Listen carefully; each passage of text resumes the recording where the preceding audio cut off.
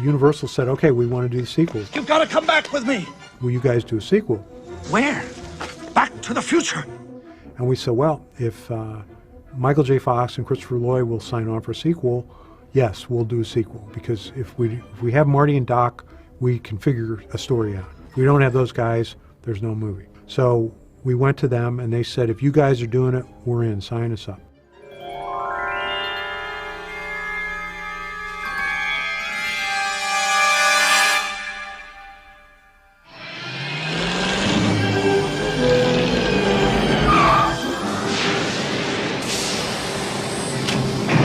Flying DeLorean?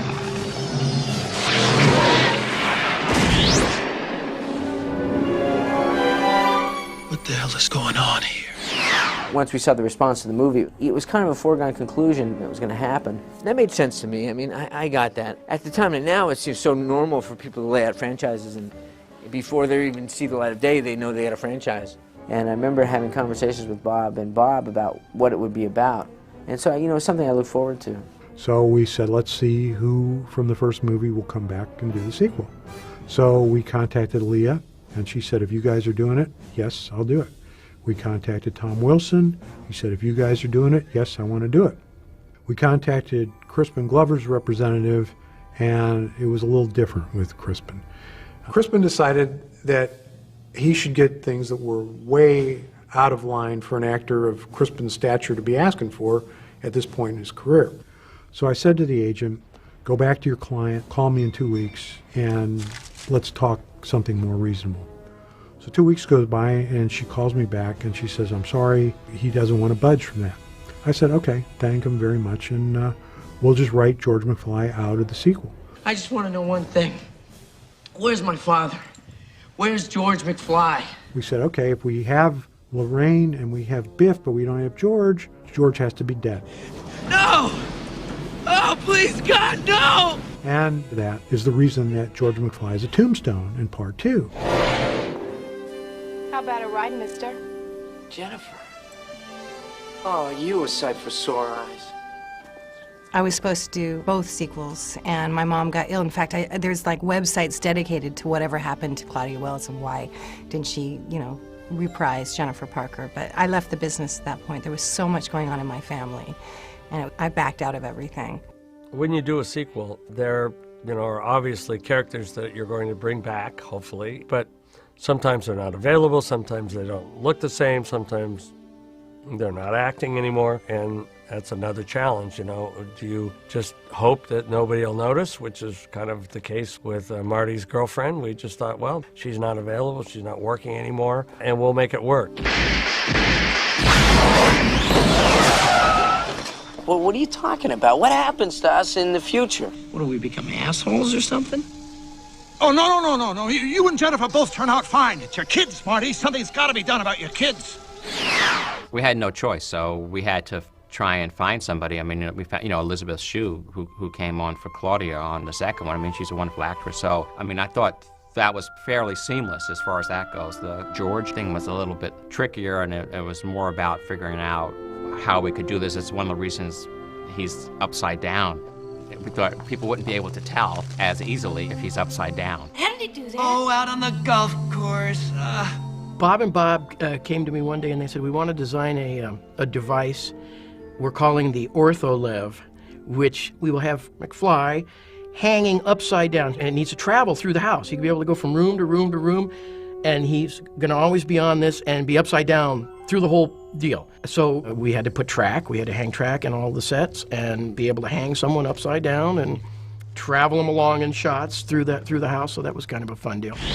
I actually wrote a draft of Back to the Future 2 where the third act of it was not going back into the first movie, but going back into the 1960s, where Lorraine is a flower child and she's protesting the war in Vietnam, and Marty gets thrown in jail. There was a whole thing to that, and Bob read that draft. He was making Roger Rabbit, and he said, well, you know, this is okay, but we can do something that nobody's ever done before. We can actually, with a time machine, go back into the first movie and look at it from a different point of view. Wouldn't that be cool? I said, yeah, that would be cool. And then Bob said, you know, it would be really great as if we went into the Old West after that. 1885!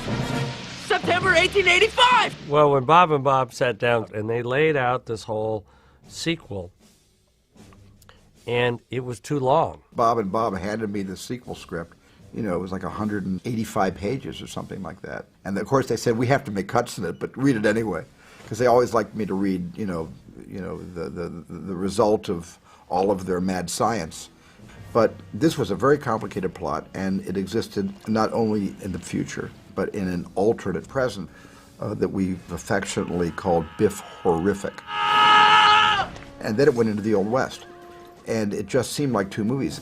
Two movies that Bob and I loved when we got out of film school in the 70s were Richard Lester's Three Musketeers and Four Musketeers. We thought that was really cool, that they shot those two movies back to back at the same time. And then now you look at Harry Potter and Lord of the Rings, and everybody sort of looks at these ideas as franchises today. We said that's what we should do. We just keep shooting. Let's just keep shooting. And thankfully, we had the best crew that you could ever imagine. We were 11 months of shooting those two movies, and everybody was still on speaking terms at the end. I thought that it was actually going to be a great decision because we would be able to keep a lot of consistency as far as the look and the crew and the equipment and so forth. You know, it was going to be a lot easier. Yeah, that's good. Put a half double in the bottom. This is what I'm going to need about week 6. Can we go a cup of coffee? Espresso. This is great, Bob Z. Thank you very much. And it turned out to be a really interesting time because I got married, now my son was born, my father passed away, all these big, huge, kind of seismic shifts in my life happened while I was doing those two movies. But rather than be a distraction or be a burden at that time, they existed as kind of a continuity for me.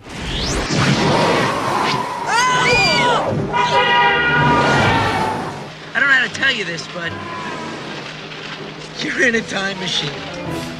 And this is the year 2015? I've never liked future stories. I've never liked alien stories because they're just the opinion of the filmmaker. I don't know, it's like just stuff that writers just can make up. So it really isn't really, in my opinion, very interesting for me to watch. So the future stuff of the Back to the Future sequel was the least interesting thing for me to do in the entire making of the 3 movies. Well, you're the Doc. Here's our exit. We did certain amounts of homework where we said, okay, this makes sense as to where it's going to be and where it's going to go. A lot of stuff we knew we were going to get wrong. But it turns out that our future predictions, we were about 50% right. So we got 50% right and we got 50% wrong. It's not bad. We knew really that we weren't going to have flying cars, but my God, we had to have those. The flying DeLorean was an all-fiberglass shell with retractable wheels, and so that was completely fabricated in my shop and from molds and fiberglass. Right on the tick. The second, and as it turned out, third movie, they were a lot of fun to work on. Like creating that whole future world, just in terms of sets and props and effects, they were enormously bigger and more expensive movies than the first one. And I think there were maybe 27 people in the art department for number 2 and 3. And we were all thinking about crazy things for the future. I had some specific assignments, like Doc Brown is supposed to have an amphibious flying van. So I did a bunch of sketches for that. Unfortunately, it got written out. And I nursed an idea that John Bell had for this beautiful flying Citroen taxi through to completion. I made working drawings and bid it out, and then worked with the shop to get it done. I was a resource available for anyone who wanted some crazy thing designed and drawn. He'll be right over here, and then just as he's turning around from that, we'll have this hologram of Jaws come out and try to bite him. It made me feel like I wasn't given a movie assignment, but I was given an experience to actually go on those journeys to those places. And because there was something already that was very strong about Hill Valley as presented in the first movie, I could build upon that as a production designer, and then with all the input that Bob and Bob could give me, to actually feel free to project myself into the future. The future. in the era of Blade Runner and Brazil and all of that, to project ourselves from the 80s to a place where there was a balance with nature and the park and the pond, and then all these sort of free-form architectural styles that I could bring to bear into the square. I found that I was able to kind of see it as an optimistic look forward into a world that I hoped would be. In Back to the Future 2 on the square, both Bob and Bob paid tribute to all kinds of things, both in their personal past and to filmmakers, giving a nod to filmmakers. In one such case, they had this hologram for Jaws in 3D, you know, coming out of the movie theater. Shark still looks fake. On another one, if you look on the scoreboard, because Bob's from Chicago, there's a huge proclamation up there that says, Cubs win World Series. Against Miami? Yeah, it's something, huh? Who would have thought? 100 to 1 shot. I remember when I saw the film, one of the things I said was, well, you know that poster in the alley that says Surf Vietnam? That's never going to happen. And now here we are, and I was wrong. I mean, these guys are almost prescient, some of the things that they came up with. This thing doesn't fit. I'm adjusting fit. The story was that you would get clothing and it would fit itself to you. So I came up with the idea that it was rubber and that it had these whole sections which would draw themselves into your body size. And the drying thing, I think, was Bob's idea, that it would sort of be one-stop, do-everything item of clothing. Your jacket is now dry. The thing that was great about working with Joanna Johnson, the costume designer, was that we were really very new to the game, both of us. And Joanna brought so much to the table in terms of her imagination of types of materials that would be not really practical right now, but maybe they could become things in the future and worn, like the idea of the 2 ties, where we came up with shoes that buckle themselves up. Power laces, all right. The only thing that I wish had happened was Marty McFly's shoes that laced by themselves. That was the one invention that I was really hoping would happen in the next 2 or 3 years after the movie came out that hasn't happened yet. How do you play this thing? I'll show you, kid. You may spot in the Back to the Future movies Billy Zane and Elijah Wood, who are some of the background characters Sonny, we can do this the easy way or the hard way. that Bob Z has been able to put into the film with some very astute casting in his early career.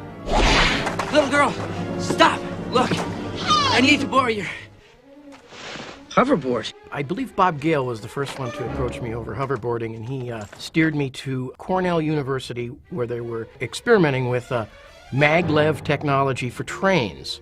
And I called them and got someone on the phone and asked how it worked and all that. And so we started playing around to see if we could have magnets actually hold something up. We also had plenty of hidden cables and wires, Flying Michael and Michael's double, Charlie, all over the place. So pretty much everywhere we went where you see them flying and in the air, they were hanging from piano wire. There's something very familiar about all this. Yeah, well, someday I think the hoverboards, will certainly be a reality someday.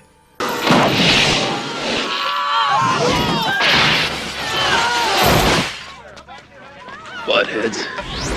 No, I'm sorry, I missed that whole thing. Doing part 2 was really flying by the seat of our pants, and one of the things being the sequence where I played 1985 Marty, I played my son, I played myself older. What the hell is this? I played my daughter. Mom? Mom, is that you?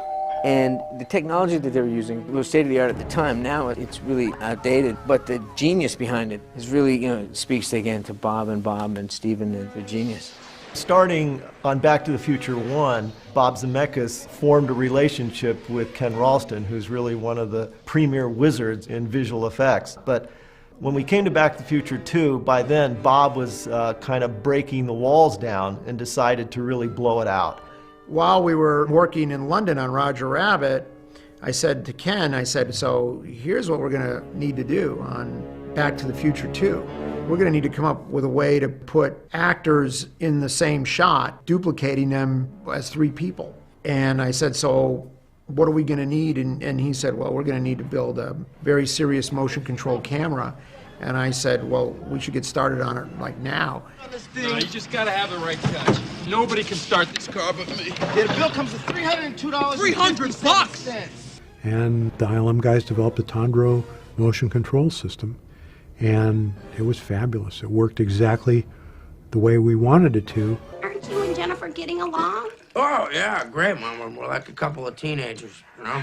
One of my fondest memories of that sequence is that there were all the experts were sitting around trying to figure out how to do something, and Bob would let them think for a while, and then Bob Zemeckis would go, no, okay, this is how you have to do it. He was so smart, so ahead of everybody that he would always figure it out. But in those days, everything was still being done optically, so nothing in the set could be disturbed between takes. And as a matter of fact, everything was glued down. Everything on the walls, every bit of set dressing, anything that wasn't being moved had to be hot glued down with a hot glue gun. Unfortunately, the one night where we locked up the stage and put guards around it so that nothing could be disturbed, and of course, as fate would have it, that we had an earthquake that night. Luckily, it was a small earthquake, so we shot splits that we were owed and put the film together, and we couldn't see anything. So the earthquake really didn't bother anything. Okay! All right, you keep running, sucker! And you tell that realty company that I ain't selling, you hear? We ain't gonna be terrorized! Well, you know, the template for a dark, second act in a trilogy was set by George Lucas when he made the first 3 Star Wars. And Empire Strikes Back is clearly the darker of the 3 films, and for me, the best of the first 3 Star Wars episode, 4, 5, and 6. And so, yeah, the second act was the dark act, but you have to go into a kind of abyss before you can climb out and become a hero in the spotlight. You can't be. Drop it! So you're the son of a bitch who's been stealing my newspapers. Mr. Strickland! Doing the second one was my favorite, because it was so insane. Oh! Marty McFly! Marty McFly! Don't you know me, sir, from school, sir? I've never seen you before in my life, but you look to me like a slacker. And Strickland is suddenly in this house with armor and a shotgun, and there's kids harassing him, driving by. It's just madness. Hey, Strickland!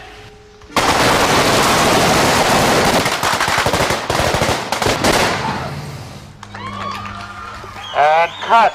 So on action, you're both looking out there. You, Jim, are gonna just dive in the house. On action, will I turn this way, do you think? Yeah, At that time, I was filming Back to the Future at night and Dick Tracy during the day, simultaneously. So it was interesting, a challenge. Action! Window! Ah!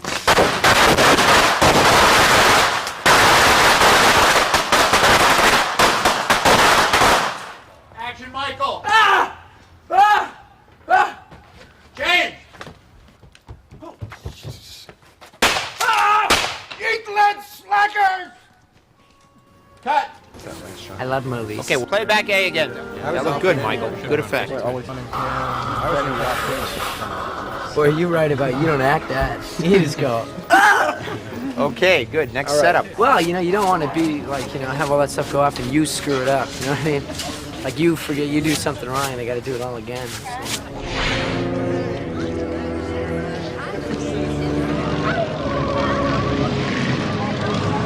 And I love the way number 2 became so dark.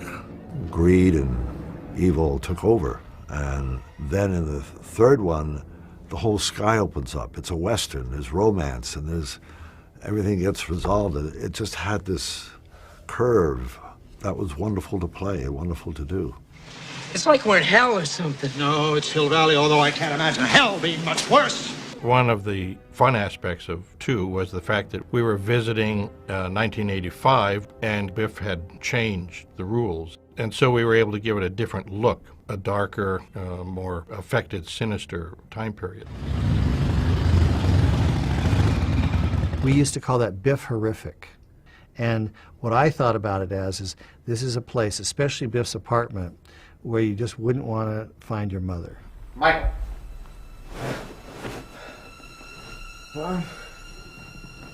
Mom's a... Just relax, Marty.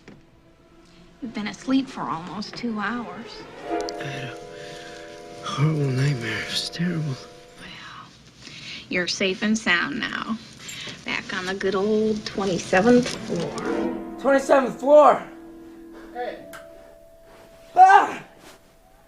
Everything's gonna be fine, Marty. Are you hungry? I can call room service. I didn't really realize what a great part I had in Back to the Future 2 till I saw it. I'm dazzled by my work in that movie, honestly, because that character that I created with the big bazoombas, I was basically playing a drag queen. Honestly, I was. And, you know, I did a lot of work on that character, and it's very sad and upsetting, that scene. You're supposed to be in Switzerland, you little son of a bitch! I love that. That's one of my favorite scenes I've ever done in a movie. What the hell do you care? We can afford it. The least we can do with all that money is to make a better life for our children. Oh, Marty's your kid, not mine. And all the money in the world wouldn't do jack shit for that lazy bum. Just stop it, Biff. Just stop it. The makeup was extraordinary because these days you have greater facility to do makeup and to age people and to present them in different ways in movies. And in those days, you know, you had to tip your hat to the guys who did it in the old-fashioned way, just with subtle prosthetics to make these changes work. They're doing little touch-ups on us before we do this shot. They're always with these pieces. The glue is very strong, but sometimes at these little flaps here, it'll come loose right around here. So they come up and annoy you quite a bit with this little printing and fussing. Tom was nuts. He's funnier than hell. You couldn't ask for somebody nicer to be in a tough situation with. And we spent more hours together than husband and wife. Because there were such a variety of looks on him, and we switched back and forth all the time. Magicians, makeup magicians. Thanks, you guys. It takes an hour, and it looks like a horror movie to take the makeup off. They worked hard, and it was a long process. And Tom Wilson, he made Biff so real and so powerful that I think that took him by surprise. And that's just the power of film, and it's the power of creating a character. What are you looking at, butthead? I'm just kidding, I'm a very nice person. They make me do this. If I'm not mean, the checks don't clear, and that's bad. The thing about Tom, too, is that Tom is just such a gentle giant. He's such a sweet guy. You know, sometimes when you work with guys and you have physical scenes, you have fight scenes or pushing scenes or whatever, it can be a little iffy because if an actor just needs to do it and be aggressive and be violent, control sometimes is wanting and you can get hurt. But so he was always really measured and really knew what he was doing and all that. But then at the same time, he had a real intensity.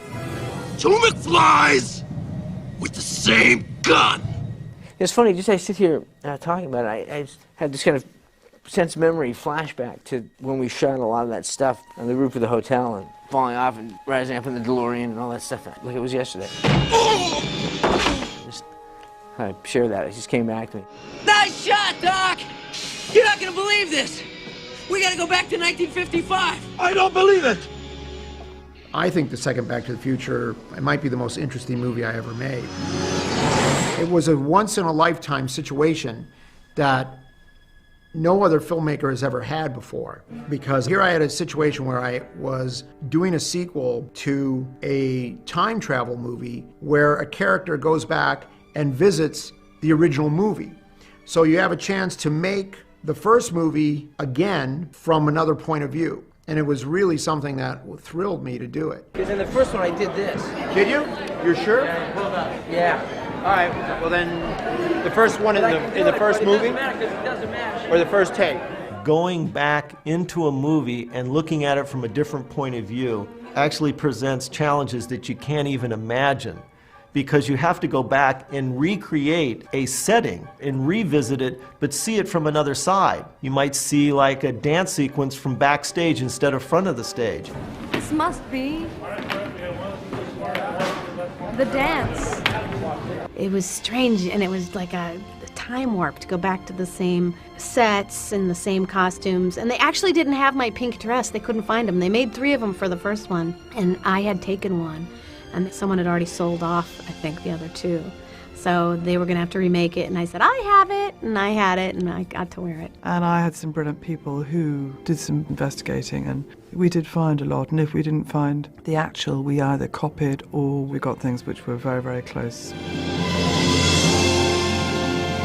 It had only been 5 years, but when I hit my knees on the knee slide 5 years later, at 29 instead of 24. Like, my legs are like, no, we don't do that anymore. You know, that's enough of that. So it was a little humbling moment, you know. You don't want to get struck by lightning!